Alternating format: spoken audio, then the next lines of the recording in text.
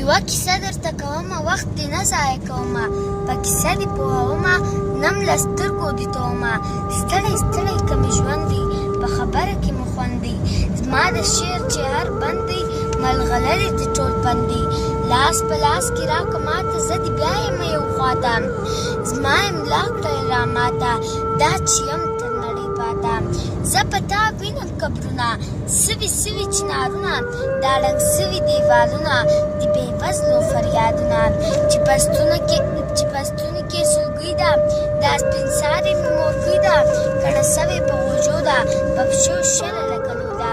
د خپل ورک زوی په لټون ده بس همدغه یې ژوندون ده مخامخ ناست چې بوډا ده په بمو یې کور تباه ده نه یې ورور نه زېرمه خواسته نه یې غابر نه یې غمخواسته د یوې لاس د بل پښې پرېږدي دا بیا زما د زړه ټوټې دي لږ قدم واخله په وړاندې تر هسپینه غونډۍ لاندې لږ قدم واخله په وړاندې تر هسپینه غونډۍ لاندې دا پر کبر چې خازي دي وایه څه دې اندازې دي دا د کلي قبرستان دی د هر قبر بیل داستان دی نه د ژوند دلته مزه سته نه د کار یو زمې مسته نه روغتون نه کارخانې سته د هر ستونزې نمونې سته